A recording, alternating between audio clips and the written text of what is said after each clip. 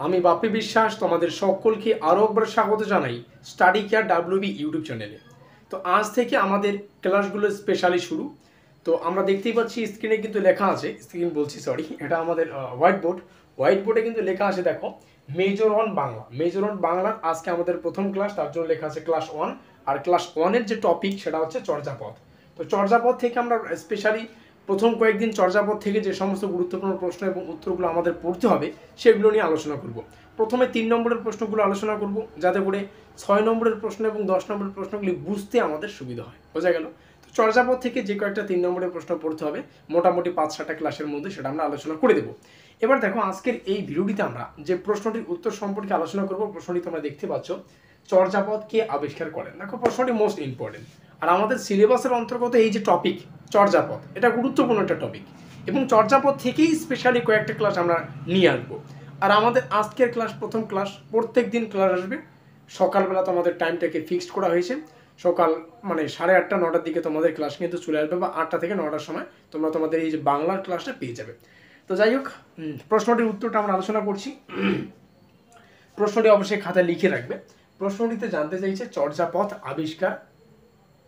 চর্যাপদ কে আবিষ্কার করেন। দেখো চর্যাপদ আবিষ্কার করেন, আমরা এখানে লিখে দিচ্ছি মহামহোপাধ্যায় হরপ্রসাদ শাস্ত্রী। আমি এখানে লিখে দিচ্ছি মহামহোপাধ্যায় হরপ্রসাদ শাস্ত্রী 1907 খ্রিস্টাব্দে, জাস্ট সালটা লিখলাম, তোমরা নামটা একটু লিখে নেবে।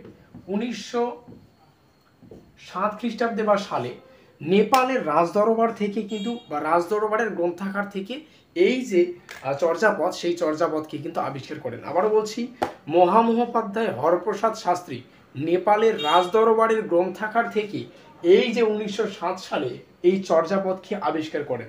এটা কিছুই না, এখানে স্পেশালি অনেক ধরনের পদ আছে, সেই পদ সম্পর্কে আমরা নেক্সট ক্লাসে আলোচনা করব। পদ বলতে গানকে বোঝায়, অনেকগুলো গানকে এখানে সংকলন করা হয়েছে। তো এটাই হচ্ছে চর্যাপদ। এছাড়াও 1916 সালে, এখানে লিখে দিচ্ছি 1916 সালে, ঠিক আছে, 1916 সালে বঙ্গীয় সাহিত্য পরিষদ থেকে হাজার হাজার পুরাণ বাংলা ভাষায় বৈদ্য গান ও দোহা নামে এখানে কিন্তু সংকলন বা মানে এখানে কিন্তু প্রকাশিত হয়। কোথায়? এই চর্যাপদে। ঠিক আছে। আর চর্যাপদ কে আবিষ্কার করেন? আমাদের আজকের এই প্রশ্নটির মূল টপিকই সেটা হচ্ছে মহামহোপাধ্যায় হরপ্রসাদ শাস্ত্রী। আশা করি প্রশ্নটির উত্তরটা বোঝা গেল। সংক্ষেপে তোমাদের সামনে শেয়ার করলাম 3 নম্বরের প্রশ্ন, এতটুকু ব্যাখ্যা করলে হয়ে যাবে। সেই সঙ্গে তোমরা যদি আমাদের পেইড নোটস নিয়ে পড়াশোনা করতে চাও, তাহলে একটু বিষয় তোমরা ভালো করে বোঝো। দেখো সিলেবাস থেকে এখানে লিখে দিচ্ছি 100% কমনযোগ্য। সিলেবাস থেকে 100% কমনযোগ্য প্রশ্ন এবং উত্তরগুলিকে আমরা আমাদের পেইড নোটসের আওতায় পড়েছি। 100% কেন বলছি? কারণ আমরা প্রত্যেকটা প্রশ্নকে বিভিন্ন দৃষ্টিকোণ থেকে বিচার করে আমাদের পেইড নোটসে রেখেছি। আশা করি বোঝা গেল। এবার অনেক ছাত্রছাত্রী কমেন্ট করবে, এত 100% করছেন, পরীক্ষার প্রশ্নপত্রটিকে আপনি তৈরি করবেন? তাদের উদ্দেশ্যে জানিয়ে রাখি, দেখো কোচবিহার পঞ্চানন বর্মা ইউনিভার্সিটির প্রত্যেকটা সেমিস্টারের জন্য আমরা পেইড নোটসের ব্যবস্থা এর আগেও করেছি, সাজেশনের ব্যবস্থা এর আগেও করেছি, এবং আমাদের পেইড নোটস এবং সাজেশন থেকে এর আগেও ছাত্রছাত্রীরা সাফল্য পেয়েছে, কমন পেয়েছে। আশা করি বোঝা গেল। তোমরা চাইলে আমাদের চ্যানেলে প্রবেশ করে দেখতে পাও। ঠিক আছে।